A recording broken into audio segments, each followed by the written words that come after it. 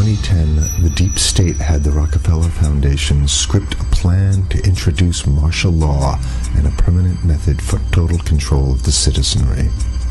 In this plan that they disguised as an academic scenario, as they called it, the method they would use to gain complete prison-like control of the entire population was to infect them with a devastating biological pandemic, and then, under the guise of protecting us from this threat, they would be free to implement their final solution, a prison state. The prison state that they need to keep their grip on power. As usual, the fascists disguise their crimes as helping us, and as is typical of this new type of fascism, they always make the claim that we the people are begging them to have more and more control over us. As you watch this video, remember that the deep state concocted this scheme in 2010 as a quote-unquote simulation of what is to come. The following is proof that the deep state is behind these viral pandemics.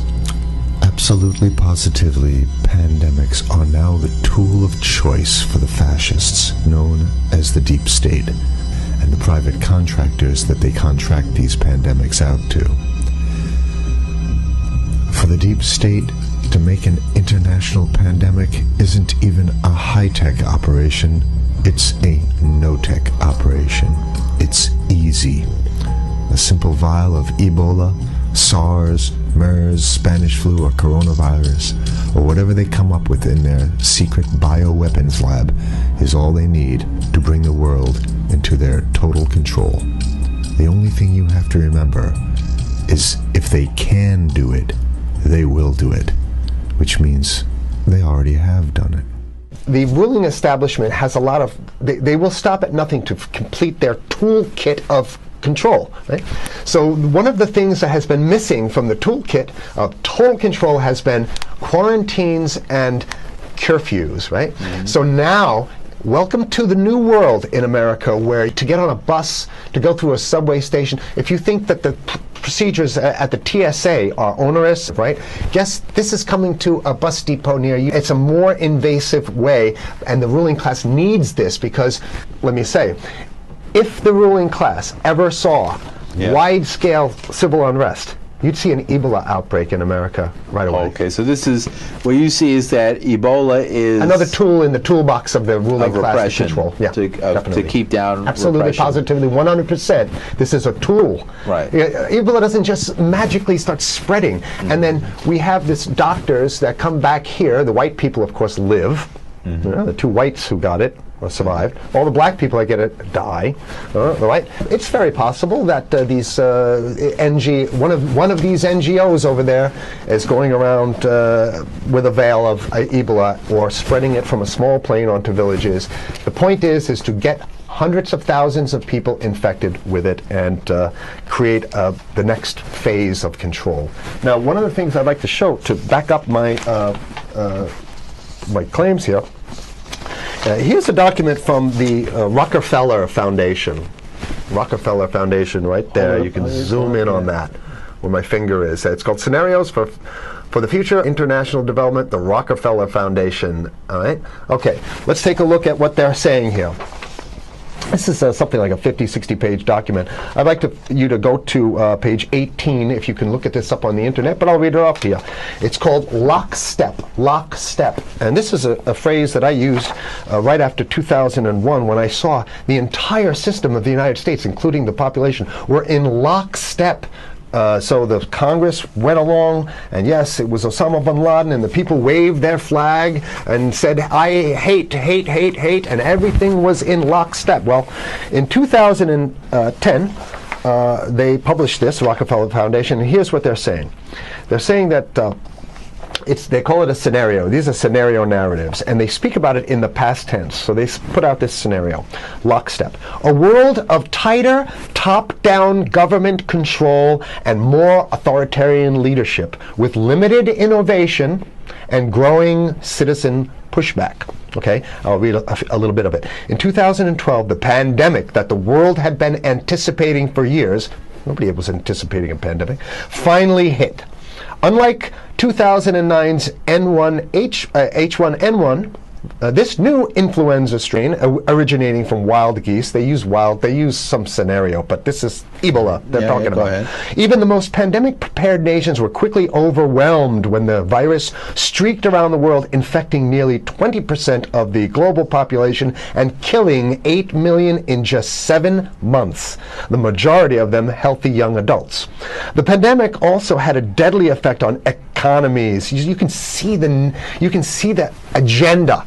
Just naked, raw, naked control agenda written down, and it's anybody's guess how this becomes effectuated in real life. So whether this is written specifically as marching orders or whether people take it upon themselves in the intelligence networks to say, okay, well, this has been produced, so this is the plan here. But these narratives have to be written in advance because the intelligence agencies don't know how to do these narratives. They need help. So these think tanks, they come up with these like Rand Corporation, Rockefeller Foundation. These are think tanks of death. They're not the think tanks, they're not there to find great ways to help people. Right?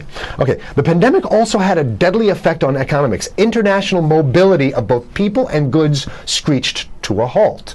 Which is what they want. They want a completely isolated world, right? Debilitating industries like tourism and breaking global supply chains. Well, of course they want tourism stopped because they're not in the tourism business, and they want you at home in your house in front of the TV. Then they got you because once you watch the TV, they own your soul. Even locally. Wait a second, we're on television. I mean commercial television, let's say. National. Even locally, normally bustling shops and offices sat empty for months. Okay, so I love how they talk about it in the past tense in 2010. Right? The pandemic blanketed the planet, though disproportionate numbers in Africa died. Southeast Asia and Central America, where the virus spread like wildfire. It sounds like the opening monologue of a disaster movie, right? Exactly. Now listen here's the good stuff now. But even in developed countries, containment was a challenge. Now here's this one. I love this one. The United States' initial policy of strongly discouraging, in quotation marks, strongly discouraging citizens from flying proved deadly in its leniency. So they're saying, that... No, keep going. Okay, read it. Just proved deadly in its leniency. So they should have been tougher, right? Accelerating the spread of the virus, not just within the United States, but across borders. However, a few countries did fare better. China in particular. The Chinese government's quick imposition and enforcement of mandatory quarantine for all citizens, as well as its instant and near hermetic sealing off of all borders, saved millions of lives, stopping the spread of virus far earlier than in other countries. So the message here is we have to look towards the Chinese, the oppressive totalitarian Chinese regime as an example of what we need to be doing here. And of course, the ruling class here loves the Chinese regime because they have demonstrated to the ruling class the most efficient form of capitalism, which is authoritarian capitalism. So we have capitalism, but unfortunately we have this veil. I get it. We have this veil of democracy. This is very interesting. This is continue on. Okay. China's government was not the only one that took extreme measures to protect its citizens from risk and exposure. During the pandemic, national leaders around the world flexed their muscles, flexed their authority, and imposed airtight rules and restrictions. You can see the agenda. Go. Okay. From the mandatory wearing of face masks to body temperature checks at the entries to communal spaces like that's what's happening right now. Yeah, but soon it's going to be like body. It'll be at the subway. Yeah, well, is that what you're saying? We'll be going through this in the sub to get on the buses and the subway, absolutely, things like that. And what this means though is don't think about having a cigarette, a joint on you, or I mean, basically you can't. This is a dragnet for everything. So if in order for you in other words, just like with stop and frisk, this is ultimate stop and frisk. This is the ultimate cavity stop and frisk, cavity search kind of thing. All right, so during the pandemic, national leaders around the world flexed their authority. Now there's some good stuff. Listen to this. And even supermarkets, they want body checks at supermarkets. Okay, so basically what they're saying is they're building a system where every move you make, you can't get got to food. go through them. You can't get food. Can't Well, how get about if food. you go to the farmer's market? Here's the good stuff now. I mean, it just keeps getting better. Even after the pandemic faded, this more authoritarian control and oversight of citizens and their activities stuck and even intensified. That's the whole point. So they're going to get rid of... Didn't that happen already with 9/11? Of course. 9/11 was how many, 14 years Sure, ago, and sure. we still have all these draconian So rules. they're going to put the body cavity USA searches Patriot in. and all That's that right. stuff. So in order to get to a supermarket, you got to have a body cavity search. And then when there's no more Ebola, well, you know what? We kind of like this way because we have a complete infrastructure of a control grid. In order to protect themselves from the spread of increasingly global problems, from pandemics and national terrorism to environmental crisis and rising poverty, leaders around the world took a firmer grip on power. Well, what the hell would rising poverty have anything to do with imposing strict citizen controls with face masks? So they're very sloppy stuff here. At first, the notion of a more controlled world gained wide acceptance and approval. I'm sorry. Nobody likes this stuff. They're just Continue on. saying it. Continue on. No, I have to provide analysis. Only because we only have 5 minutes left, so that's Oh my why- God, okay. Citizens willingly gave up some of their sovereignty and their privacy to more paternalistic states in exchange for greater safety and stability. I mean, that's just a complete naked contradiction to the famous saying that if you think you're going to give up a little bit of security, I mean, if you're going to give up your freedom for security, you're going to get neither. That's the long-standing thing. And here what they're doing is they're not even ashamed or embarrassed to absolutely say the exact opposite. They're saying, yes, we all want to give up our privacy and sovereignty for more stability and security and stability. So you don't get that. When you give it up like that, you get the shaft. Can you show us the cover again of I'll what show you were the just cover reading? one more time, and then I have two more documents. Right, Two this is more what we were documents. reading here, and just zoom in a little bit so folks can see it. He'll zoom in. Don't worry, you can relax. All right. And scenarios for the future of technology and international development. Okay. Now I have two more documents. Keep it zoomed.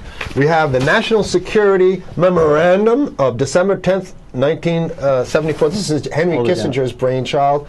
The National Security Memorandum number 200. You can look that up on your internet. I'll summarize it. He says that there's too many people. We got to get rid of the population. So to answer your question, From earlier. yeah, he says he used the word depopulation, which is different.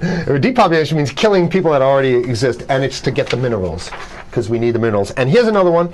The CDC has a patent on Ebola. They patented it. Yeah? Right. So basically, if you want to get a cure for your Ebola, you Here it got to says go. it right up here, right? It says human Ebola virus species and compositions and methods thereof, and it's a patent. It's a patent. They patented the main strain plus something like 17 other strains of it. So they own it now, and I don't know how exactly you can own that, but apparently they've done the same thing. Yeah, I didn't think you could own a natural. Yeah, you can. They've, I guess the main thing to finish off this show is this: that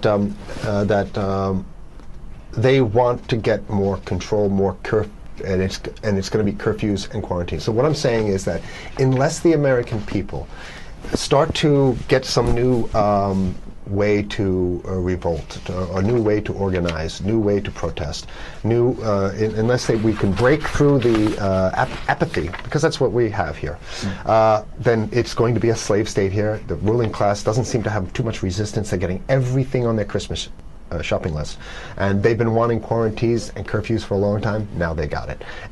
And if you want to live in a world where you're tricked into all this stuff because it's for your safety, right? And if you want to have a probe and make sure you got to check your pockets, make sure you don't have anything incriminating on you before you go out, and when you step out of your house, you want some police there to monitor and see what you're doing. If that's the world you want to live in, be apathetic, don't do anything. You're going to get that world very soon. It's coming your way, definitely.